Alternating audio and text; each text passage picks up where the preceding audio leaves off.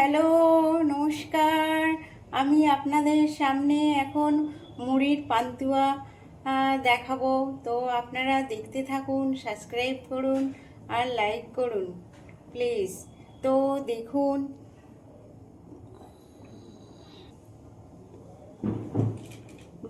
এদিকে আমার মুড়ি আছে। মুড়িটাকে আমি এখানে পেস্ট করে রেখেছি। আর এতে লাগবে চিনি, এলাচ, তেজপাতা, সাদা তেল আর গুঁড়ো দুধ। তো আমি জল গরম বসিয়ে দিয়েছি। হ্যাঁ, তো জল গরম হয়ে গেলে আমি এটাকে থাসা করব, মানে আটা মাখার মতন এটাকে মাখবো। অনেকক্ষণ ধরে মাখতে হবে। তো 15 মিনিট 20 মিনিট এটাকে থাসতে হবে। এতে এতে এতে লাগবে 1 চামচ চিনি আর 1 চামচ গুঁড়ো দুধ দিয়ে আমি এটাকে থাসা করব। আর এটা হচ্ছে আমি চিনির রস বসিয়ে ফোটাচ্ছি। এতে আমি এলাচ দেবো। তো আমি এলাচটা গুঁড়ো করে রেখেছি, তো আমি এতে এলাচ দিচ্ছি। আর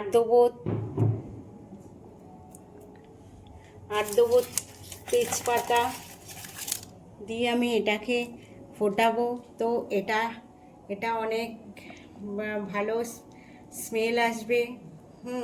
তো আমি এটা চিনির জলে ফোটাচ্ছি। এখানে আমার গরম জল হয়ে গেছে।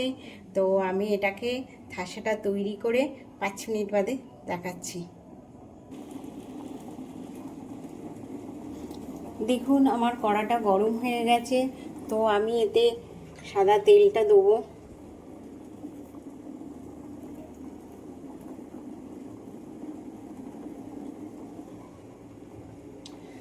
এটা আমার তৈরি হয়ে গেছে। গোল গোল করে আমি লেচি করে নিয়েছি।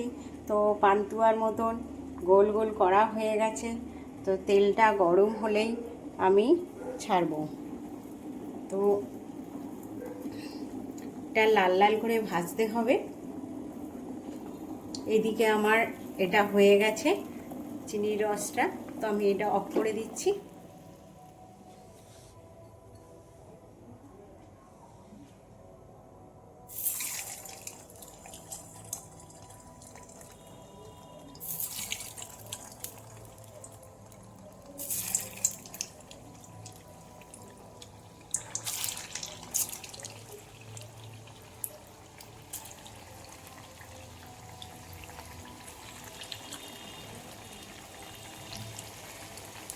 এটাকে আমি লাল লাল করে ভেজে নেবো।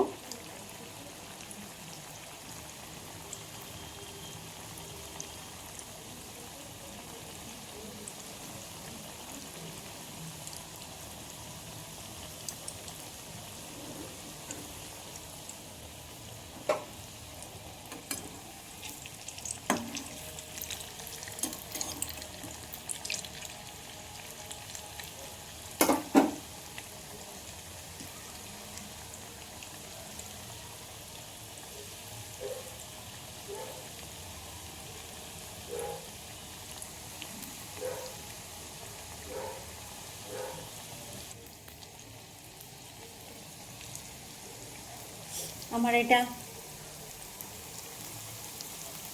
লাল লাল হয়ে ভাজা হয়ে এসছে। আমি এটাকে উল্টে দিয়েছি।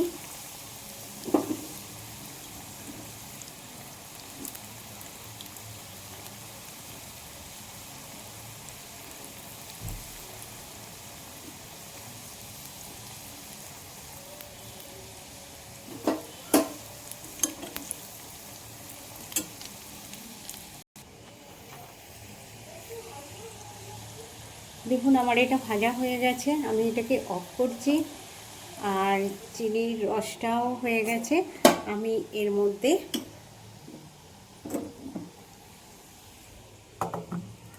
এই রসের মধ্যে আমি দিয়ে দেবো।